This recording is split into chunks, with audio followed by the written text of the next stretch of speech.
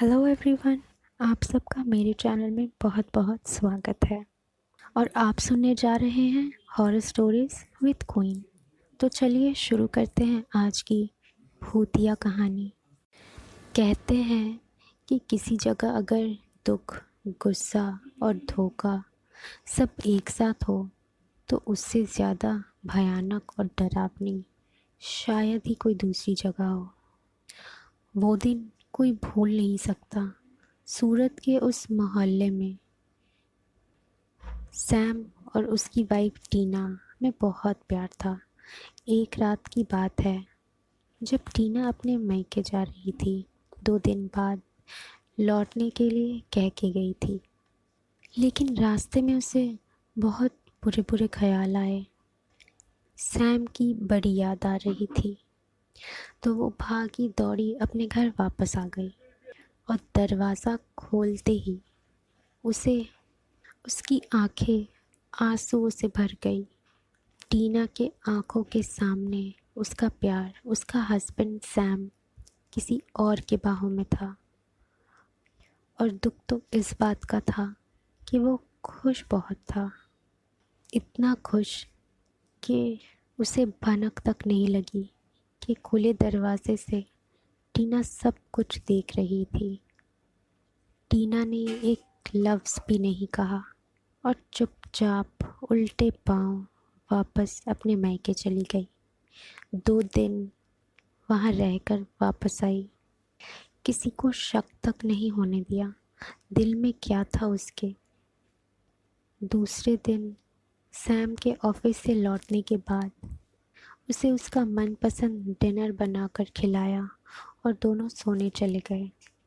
Sam ने सोते सोते जब करवट बदली तो उसको अपने चेहरे पर कुछ लड़ता हुआ महसूस हुआ। आंखें खोलकर देखा तो ऊपर फैन से टीना की लाश लटक रही थी, जिसके पांव सैम के चेहरे से लड़ रहे थे। सैम को झटका तो लगा, लेकिन दिल ही दिल में बहुत खुश भी हुआ। ठीक 1 महीने बाद ही सैम ने उसी लड़की से शादी भी कर ली, लेकिन उनकी शादी टिक नहीं पाई। शादी के 6-7 दिन तक तो सब कुछ ठीक था, लेकिन तकरीबन 10 दिन के बाद जब सैम और उसकी दूसरी बीवी किसी को दिखाई नहीं दिए और घर से बहुत ही भयानक बदबू आने लगी, तो पड़ोसियों को शक हुआ और उन्होंने पुलिस को इन्फॉर्म कर दिया। तो सड़ी गली सैम और उसकी दूसरी बीवी की लाश घर के अंदर से निकली। इतने बुरे हाल में थी उनकी लाशें कि शायद वो खुद को भी ना पहचान पाते। उस दिन के बाद से सूरत के सेक्टर 10 के ये मकान खंडर बना पड़ा था। टूटा फूटा सा आधा बना हुआ मकान लगता है अब। वहाँ के कुछ अमीर लोगों ने जगह को खरीद कर कुछ भी काम करने की सोची तो बहुत, लेकिन खरीदते के साथ ही किसी को कुछ हुआ तो किसी को कुछ। लेकिन ये बात भी सच है कि वहाँ पैर रखने के बाद कोई भी 2 दिन से ज़्यादा बच नहीं पाया है। बारिश का मौसम था। करण और आरती, जो कि एक कपल थे, वो अपने घर वापस जा रहे थे, लेकिन रास्ते में ही बहुत तेज़ बारिश शुरू हो गई। रात के वक्त था तो दोनों ने कहीं रुकने का सोचा, तो उन्हें रास्ते पर ही दिखा वही घर जो अब एक खंडर बन चुका था। तो दोनों ने उसी खंडर में बारिश रुकने तक ठहरने का सोचा। दोनों अंदर बैठे ही थे कि अचानक उन दोनों को ऊपर वाले फ्लोर से एक भारी सी टेबल घसीट कर ले जाने की आवाज़ सुनाई दी। दोनों ऊपर गए तो देखा कि वहाँ कोई भी नहीं था और ना ही कोई टेबल थी। दोनों ने इसे अपना वहम समझकर सीढ़ियों पर ही बैठ गए। तो बैठे बैठे उनकी आँख लग गई। ठीक थोड़ी देर बाद ही पायल की आवाज़ से उनकी आँख खुली।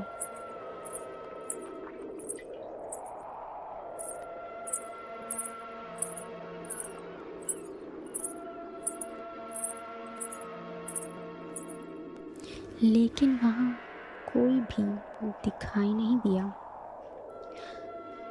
वो आवाज़ धीरे धीरे उनके करीब से होते हुए ऊपर की तरफ चली गई। डरे घबराए करण और आरती को अब तक तो ये समझ आ गया था कि इस खंडर में उनके अलावा कोई और भी है। डरे घबराए हुए दोनों एक दूसरे के हाथ पकड़कर ऊपर देखने गए तो देखा एक कमरे का दरवाज़ा खुला था और हवा से आगे पीछे हो रहा था। दोनों घबराए हुए तो थे ही, लेकिन एक साथ थे तो डर थोड़ा कम लग रहा था।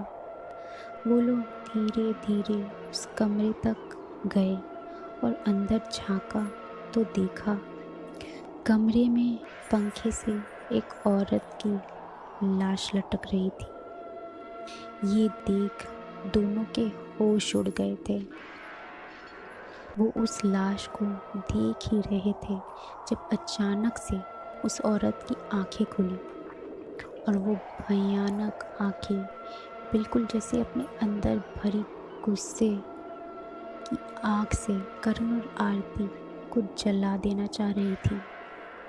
उन दोनों की धड़कन डर से इतनी तेज़ हो गई कि उस सन्नाटे में एक दूसरे को सुनाई देने लगी। ये नज़ारा देखकर वो दोनों किसी तरह खुद को संभाल कर वहाँ से पलटकर भागते वक्त करण तो आगे निकल गया, लेकिन आरती पीछे रह गई। उसके बाद गूंजी आरती की भयानक चीख सुनकर करण पीछे पलटा और उसने देखा आरती हवा में ऐसी उड़ी जैसे उसे किसी ने गर्दन से पकड़कर पूरी ताकत से ऐसे फेंका कि आरती खिड़की का कांच फोड़कर उस 3 माले के घर के बाहर जाकर गिरी। करण तुरंत खिड़की की ओर दौड़ा आरती को देखने के लिए, लेकिन कोई फ़ायदा नहीं था। आरती इतनी बुरी तरह अपने सर के बल नीचे गिरी कि शायद उसकी गिरते ही मौत हो गई थी। खून से लथपथ आरती की लाश खिड़की के बाहर नीचे ज़मीन पर पड़ी थी। करण अपनी जान बचाने को दरवाजे की तरफ भागते हुए गया तो दरवाज़ा अंदर से खुद ब खुद बंद हो गया। करण को अब मौत का डर था। अपनी ज़िंदगी के अच्छे बुरे पल उसे एक पल में याद आने लगे। एक कोने में बैठकर करण घुटनों में मुंह छुपाए डर से रोने लगा कि न जाने मौत कब उसे अपने साथ ले जाए। तभी अचानक एक आवाज़ हुई। एक स्विच ऑन हुआ और पंखा आवाज़ करता हुआ धीरे धीरे घूमने लगा।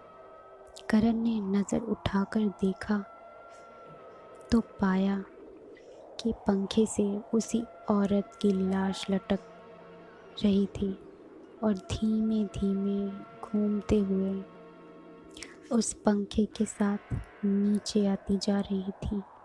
उस लाश की नज़र लगातार बस करण को ही घूरे जा रही थी और करण इतनी बुरी तरह डरा हुआ था कि चीख तक हलक में अटकी हुई थी। उसके सांस भी नहीं ले पा रहा था। वो इतनी बुरी हालत थी उसकी।